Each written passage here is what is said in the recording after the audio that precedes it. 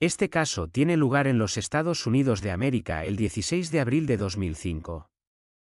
Esteban Carpio era un padre de 26 años que vivía en Rhode Island.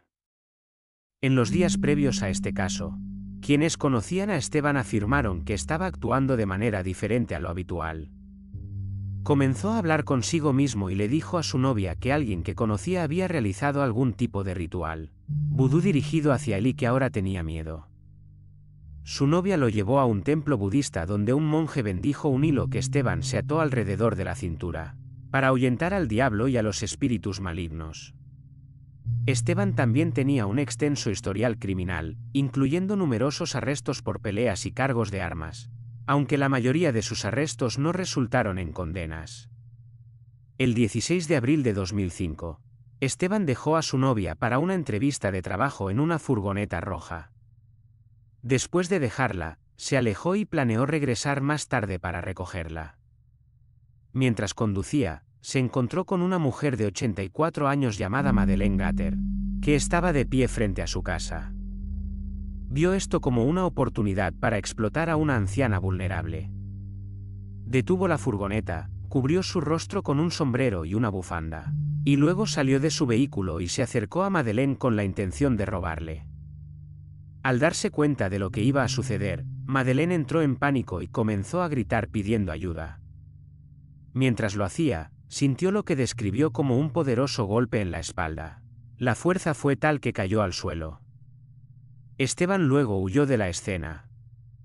Regresó a su furgoneta roja y aceleró, pero mientras lo hacía, un miembro del público vio la furgoneta y anotó el número de matrícula. El fuerte golpe que Madeleine sintió en la espalda no fue un puñetazo. Esteban le había clavado un cuchillo en la espalda. Quienes escucharon el alboroto acudieron en su ayuda y comenzaron a ayudarla. Se llamó a los paramédicos y fue llevada de urgencia al hospital. La policía fue informada de lo sucedido y recibió la descripción del vehículo y la matrícula. Mientras tanto, Esteban envió un mensaje a su novia y le dijo que alguien más necesitaba recogerla. Frustrada por este cambio de planes, ella exigió que regresara de inmediato al lugar y la recogiera. Esteban, aún en la furgoneta roja, volvió a recoger a su novia. Una vez que ella estuvo dentro del auto, Esteban afirmó que necesitaba regresar a casa y cambiar de vehículo. Mientras tanto, la policía comenzó la búsqueda de la furgoneta roja. La furgoneta pudo ser identificada. El vehículo era un alquiler y había sido arrendado a nombre de la novia de Esteban. Los oficiales pudieron ver que él también estaba registrado para conducir la furgoneta y se encontró una dirección. Los oficiales llegaron a la casa y la novia de Esteban respondió a la puerta. Le preguntaron si tenía alguna idea de dónde estaba Esteban y ella respondió diciendo que no tenía idea. Pero esto era una mentira, Esteban estaba dentro de la casa. Los oficiales se identificaron e informaron que necesitaban hablar con él de inmediato.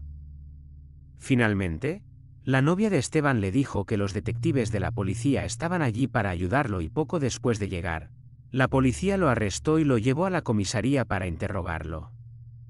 Por todos los relatos, los oficiales recordaron que parecía estar calmado y no agresivo en absoluto.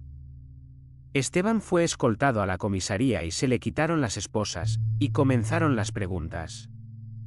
Uno de los detectives era un hombre llamado James L. Allen. Tenía 55 años y había estado en la fuerza durante 27 años. Esteban le dijo a los detectives que su nombre era Rosalino Carr y que nunca había tenido problemas con la ley. Luego dijo que era barbero y que había estado trabajando en la barbería todo el día. Todas estas cosas eran falsas. El detective Allen le dijo a Esteban que sabían que estaba mintiendo. Dijo, sabemos quién eres y estás en problemas serios. Una vez que le informaron a Esteban que sabían que estaba tratando de ser engañoso, notaron que se volvió más agitado y ansioso.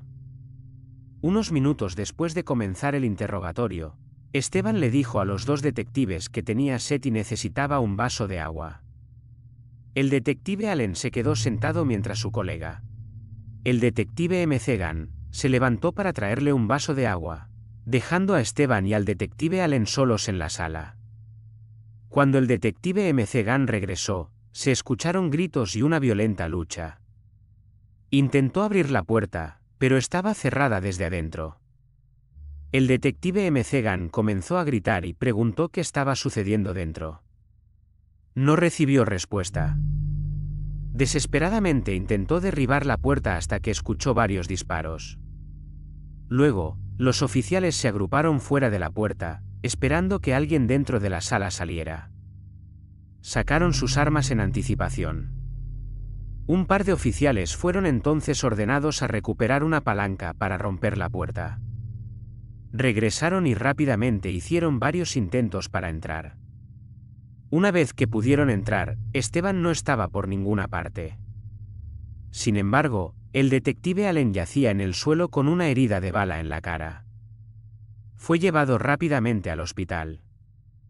Los oficiales comenzaron a buscar a Esteban. Él había pasado por la oficina contigua.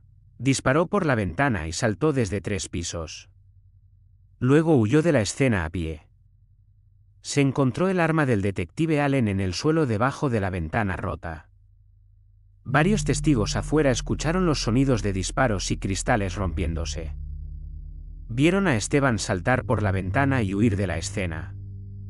Esteban luego se dirigió a la casa de un amigo. Este amigo dijo que parecía estar actuando ansioso. Se negó a decirle a su amigo que estaba mal. En su lugar, pidió que le pidieran un taxi a Nueva York. También notaron que Esteban estaba sangrando por las manos y seguía murmurando para sí mismo. El amigo llamó a un servicio de taxis en nombre de Esteban. Sin embargo, el taxista encontró la solicitud bastante sospechosa. El despachador de taxis acababa de advertir sobre un tiroteo en el área local y que todos los conductores debían estar alerta. Este conductor luego dijo que una mujer había pedido un taxi para un hombre que estaba dispuesto a pagarle $500 para llevarlo a Nueva York. El taxista se acercó a un oficial de policía y le dijo que creía que había recibido una llamada que involucraba a la persona que estaban buscando y que estaba en camino a recogerlo. Los oficiales siguieron detrás del taxi hasta el lugar de recogida. El taxista se detuvo en el punto de recogida y Esteban salió, se acercó al vehículo y se quedó afuera. Miró al conductor durante un par de segundos, pero al darse cuenta de lo que estaba sucediendo, Esteban huyó de la escena y los oficiales comenzaron a perseguirlo. Pudieron alcanzarlo, pero Esteban resistió el arresto y se produjo una violenta pelea con varios oficiales. Lograron llevarlo al suelo y Esteban fue esposado y llevado al hospital. Trágicamente, el 17 de abril, el detective Allen falleció debido a sus heridas. Madeleine también tuvo algunos problemas en el hospital. Su herida se había infectado y le costó sanar, pero afortunadamente fue dada de alta después de 2 días en el hospital. La policía comenzó a interrogar a Esteban. Él afirmó que uno de sus amigos lo volvió loco y que habían realizado algún ritual vudú y lo habían maldecido. Dijo que no podía recordar nada antes de ser arrestado y atribuyó el caos a la influencia del diablo. Esteban luego admitió que había agarrado el arma del detective Allen después de una lucha y había cerrado la puerta desde adentro. Afirmó que había hecho esto porque creía que el detective quería matarlo. Esteban reconoció que había tomado el arma del detective Allen y dijo que tuvo que matarlo. A medida que Esteban fue evaluado por varios profesionales de salud mental, 2 médicos que lo evaluaron creyeron que no estaba en condiciones de ser juzgado y dijeron que mostraba signos claros de problemas de salud mental severos. Afirmaron que estaba sufriendo de psicosis esquizofrénica y un inicio agudo de psicosis paranoica. Concluyeron que no debía ser acusado de asesinato debido a responsabilidad disminuida. Sin embargo, el Estado también proporcionó 2 profesionales de salud mental que afirmaron que no estaba sufriendo de una enfermedad mental o defecto que hubiera afectado su juicio y que su comparecencia se llevaría a cabo pronto. La brutalidad policial, estaba mentalmente enfermo y necesitaba ayuda. La defensa presentó a 2 médicos que habían dictaminado que Esteban no estaba en condiciones de ser juzgado y abogaron por una defensa por locura. También llamaron a la novia de Esteban. Ella testificó que se había preocupado cada vez más por la salud mental de Esteban en los días previos al asesinato. Dijo que ella y su familia estaban desesperados por conseguirle la ayuda que necesitaba, pero no pudieron. Mencionó cómo había comenzado a hablar consigo mismo y que creía que el vudú estaba involucrado. También dijo que parecía estar sufriendo un colapso mental y tenía problemas para dormir. La fiscalía luego presentó la evidencia de sus médicos para sugerir que todo esto era falso y que sabía exactamente lo que estaba haciendo. El jurado encontró a Esteban culpable más allá de toda duda razonable de todos los cargos. En la audiencia de sentencia, Esteban dijo: «Estaba bien hasta que un día me desperté y había algo mal conmigo». El juez luego dictó su sentencia y dijo que el asesinato de un oficial de policía es cometido por un individuo con un historial de conducta agresiva y que ha apuñalado a una anciana inocente por la espalda. La cadena perpetua es una sentencia adecuada. El juez impuso la pena más dura bajo la ley, cadena perpetua sin posibilidad de libertad condicional. El juez declaró que permitir a Esteban incluso la posibilidad de libertad condicional sería antitético en una sociedad civilizada. Desde que fue encarcelado, Esteban ha intentado apelar su sentencia en varias ocasiones. El hombre condenado por matar a un detective de policía de Providence con su propia arma de servicio irá a la Corte Federal para intentar conseguir un nuevo juicio. Esteban Carpio está cumpliendo una sentencia de cadena perpetua por el asesinato del detective James Allen hace más de una década. La reportera de Eyewitness News, Caroline Gogin, se une a nosotros en vivo desde la sala de prensa móvil de Providence con más sobre la última apelación de Carpio. En este documento judicial de 15 páginas, Carpio pidió al tribunal que anule su condena y le otorgue un nuevo juicio. Otro intento de un asesino de policía condenado en Rhode Island por limpiar su nombre. Esteban Carpio está cumpliendo actualmente cadena perpetua sin libertad condicional en una prisión de Connecticut. Fue declarado culpable por el asesinato en 2005 del detective de policía de Providence, James Allen. Cada día enfrento los hechos de lo que hice y lo que sucedió. En esta última presentación, Carpio afirma que el Estado le negó el debido proceso durante ese juicio. Dice que estaba sufriendo de una enfermedad mental y carecía de responsabilidad penal cuando mató al detective Allen dentro de la sede de la policía. También afirma que su abogado de juicio no estaba familiarizado con la ley estatal, lo que demuestra una defensa ineficaz. Pero esta no es la primera vez que intenta apelar su condena.